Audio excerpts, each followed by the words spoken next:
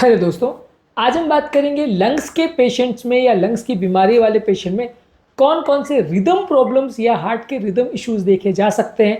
उसके बारे में बात करेंगे ताकि एक ओवरऑल अंडरस्टैंडिंग डेवलप हो पाए कि लंग्स की बीमारियों में भी हार्ट के कुछ स्पेसिफिक रिदम प्रॉब्लम्स देखे जा सकते हैं। और ये भी समझने का प्रयास करेंगे कि ऐसा क्यों होता है, इनको मैनेज कैसे करते हैं और ओवरऑल इसकी इंपॉर्टेंस क्या है। क्योंकि अक्सर लोग जब लंग्स की बीमारी को ट्रीट करते हैं उसमें अगर कुछ रिदम इश्यूज होते हैं तो एक पैनिक का इशू हो जाता है कि प्रॉब्लम क्या हो रही है, क्यों हो रही है। तो आज हम इसे डिस्कस करने का प्रयास करेंगे ताकि एक अंडरस्टैंडिंग डेवलप हो पाए। टॉपिक बहुत ही इंपॉर्टेंट और रेलेवेंट है, इसलिए इसे एंड तक देखिएगा। टॉपिक पर जाने से पहले जो लोग हमारे चैनल पर नए हैं उन्हें रिक्वेस्ट करूँगा कि चैनल को सब्सक्राइब करें, वीडियोज़ को लाइक करें, शेयर करें, फॉलो करें, कमेंट करें, पूरा देखें। चलिए शुरू करते हैं इंपॉर्टेंट वीडियो।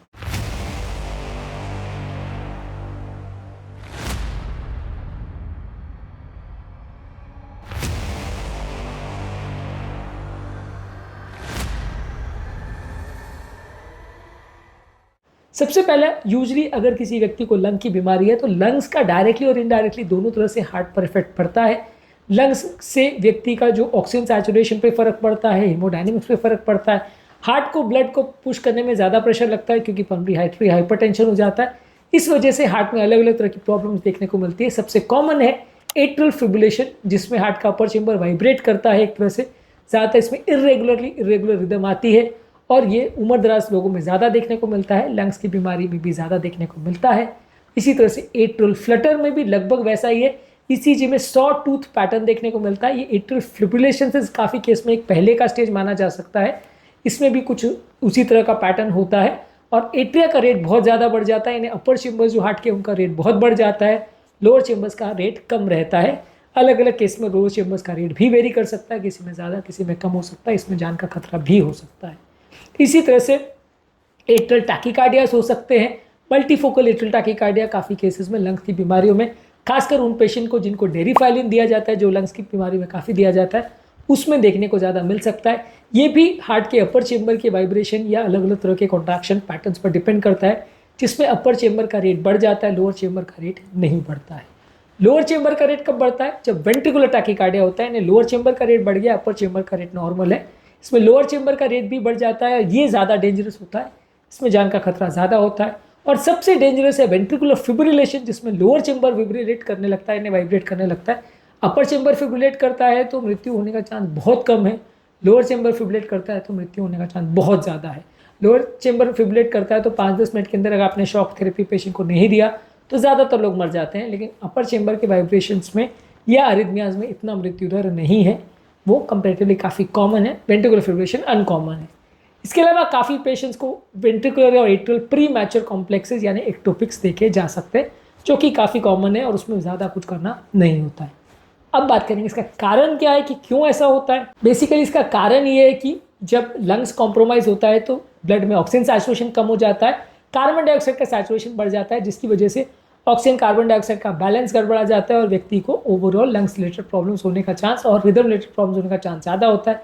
इसी तरह से लंग्स की बीमारी में बॉडी में एसिड कंटेंट और बेस का बैलेंस भी चेंज हो जाता है। यानी एसिडिटी और एल्कोलोसिस में वेरिएशंस देखने को मिलते हैं, जिसकी वजह से व्यक्ति के कंडक्शन पाथवेज और ब्लड के कैल्शियम लेवल्स चेंज हो जाते हैं, जिससे हार्ट पर रिदम प्रॉब्लम्स देखने को मिलती है। इसके अलावा लंग्स की बीमारी में पल्मोनरी हाइपरटेंशन होता है, जिसमें लंग्स का प्रेशर बढ़ जाता है और बैक प्रेशर की वजह से राइट हार्ट को ज़्यादा मेहनत करनी पड़ती है, जिससे राइट हार्ट ओवरलोडेड होता है। इससे भी कई एट्रियल और वेंट्रिकुलर रिदम प्रॉब्लम्स देखने को मिलते हैं। इसके अलावा कई लंग्स की ऐसी बीमारी है जिसमें ब्लड में ऑक्सीडेटिव स्ट्रेस ज़्यादा देखने को मिलता है, जिससे भी कई बार बॉडी में इन्फ्लेमेशन होता है और ये इन्फ्लेमेशन की वजह से इनडायरेक्टली अरिथमिया होते हैं। इसके अलावा कई लंग्स की ऐसी बीमारियां हैं जहाँ पे स्ट्रक्चरल हार्ट में भी चेंजेस देखने को मिलते हैं, जिसमें नॉर्मल कंडक्शन सिस्टम अफेक्ट होता है। पल्मोनरी एम्बोलिज्म भी एक ऐसी बीमारी है जहाँ पे सडन हार्ट पर भी बैकलोड पड़ता है और हार्ट के अरिथमियाज डेवलप हो सकते हैं। इसको इवैल्यूएट कैसे करेंगे? पेशेंट का क्लिनिकल इवैल्यूएशन करेंगे। पेशेंट को धड़कन का प्रॉब्लम हो रहा है, चक्कर आ रहे हैं, कमजोरी आ रही है, बेहोशी हो रही है, इस तरह के सिम्टम्स होंगे। जब आप ईसीजी करेंगे 12 लीड वाला तो आपको पता चलेगा कि कौन से लीड में कितना चेंजेस है और कोई करंट पैटर्न में चेंज हो रहा है या नहीं। इसके अलावा आप कर सकते हैं 24 आवर ईसीजी का होल्टर मॉनिटरिंग, जिसमें एक मशीन आप कनेक्ट कर देते हैं पेशेंट को और 24 घंटे तक वो रिकॉर्ड करती रहती है। इसी का एक एक्सटेंडेड वर्जन भी आता है जहाँ पे 3 से 7 दिन तक भी आप कंटिन्यूस रिकॉर्डिंग कर सकते हैं और उसमें आपको पता चलता है कि रिदम प्रॉब्लम्स पेशेंट को आ रही है कि नहीं आ रही है। इसके अलावा इकोकार्डियोग्राफी में भी हार्ट में कोई डायलेशन तो नहीं है, कोई क्लॉट तो नहीं है या कोई सिग्निफिकेंट प्रॉब्लम्स हार्ट में नहीं है, ये देख सकते हैं। पल्मोनरी एम्बोलिज्म का भी पता चल सकता है। इसके अलावा आप पल्मोनरी फंक्शन टेस्ट, चेस्ट का एक्सरे, चेस्ट का सीटी स्कैन, ये सब कर सकते हैं, जिसमें लंग्स की क्या प्रॉब्लम है और कितनी प्रॉब्लम है ये पता कर सकते हैं। बात करेंगे ट्रीटमेंट की।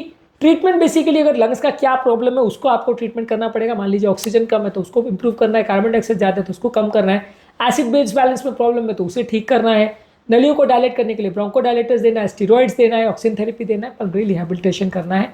ये सारी चीज़ें इसमें आती है। तो ये सारी चीज़ों पर आपको ध्यान देना है यदि किसी व्यक्ति को अगर रिदम प्रॉब्लम्स हो रही है तो। साथ में आप रिदम प्रॉब्लम्स को जैसे मैनेज करोगे बीटा ब्लॉकर्स के साथ, हालांकि बीटा ब्लॉकर्स देने से अस्थमा बढ़ सकता है तो आपको ये ध्यान देना पड़ेगा। साथ में आप रिदम प्रॉब्लम्स को कंट्रोल करने के लिए कैल्शियम चैनल ब्लॉकर्स या अमियोडोरॉन इस तरह की मेडिसिन दे सकते हो, जो कि रिदम को कंट्रोल करने में मदद करती है। अगर लॉन्ग स्टैंडिंग रिदम प्रॉब्लम्स है तो कार्डियोवर्जन या शॉक करके, जैसे बाकी एरिथमियाज के लिए करते हैं, आप उसे नॉर्मलाइज करने का प्रयास कर सकते हैं। अगर एट्रियल फिब्रिलेशन या एट्रियल फ्लटर या वेंट्रिकुलर फिब्रिलेशन, वेंट्रिकुलर टैकीकार्डी, ये सारे जो डेंजरस रिदम्स है वो शॉक करके नॉर्मलाइज कर सकते हैं। इसके अलावा कैथेटर अब्लेशन आता है, जिसमें आप अबनॉर्मल इलेक्ट्रिकल एक्टिविटी वाले जो एरियाज है उसको रेडियो फ्रीक्वेंसी एनर्जी द्वारा जला देते हैं, तो ये दोबारा तकलीफ नहीं करता है। यदि किसी को कंडक्शन ब्लॉक्स है तो वहाँ पेसमेकर का प्रयोग कर सकते हैं। यदि किसी को रिदम के बहुत ज़्यादा प्रॉब्लम्स है, खासकर वेंट्रिकुलर टैकीकार्डिया, वेंट्रिकुलर फिब्रिलेशन है, तो AICD डिवाइस यानी इम्प्लांटेबल कार्डियोवर्टर डिफिब्रिलेटर डिवाइस का प्रयोग कर सकते हैं, जो कि इस तरह के लोगों को बचा सकता है। AICD डिवाइस क्या होता है, किस तरह से मदद करता है, ये हमने सेपरेट वीडियोस में डिस्कस किया है। इसके अलावा आप करते हैं लाइफस्टाइल मॉडिफिकेशन, जहाँ पे आप चाय, कॉफ़ी, शराब और स्मोकिंग को बंद करते हैं, मेंटल स्ट्रेस को कम करते हैं, रेगुलर एक्सरसाइज करते हैं, इससे भी फ़ायदा मिलता है। अगर प्रोग्नोसिस की बात करें तो ज़्यादातर अगर रिदम प्रॉब्लम क्या है और किस तरह की और कितनी डेंजरस है उस पर डिपेंड करेगा कि व्यक्ति को कितना प्रॉब्लम आएगा। यदि माइनर प्रॉब्लम है तो दिक्कत नहीं आएगी, यदि सीरियस प्रॉब्लम है या ज़्यादा प्रॉब्लम है तो दिक्कत आएगी। किस तरह से आप उसको मैनेज करते हो, हैंडल करते हो, उस पर सब कुछ डिपेंड करेगा। इस तरह के पेशेंट्स को लेकिन रेगुलर फॉलोअप की ज़रूरत होती है। अगर एक बार प्रॉब्लम हो गया तो दोबारा भी हो सकता है, दवाइयाँ देना पड़ेगा, ECG मॉनिटरिंग करना पड़ेगा, पेशेंट एजुकेशन करना पड़ेगा, ये सारी चीज़ों पर आपको ध्यान देना पड़ेगा।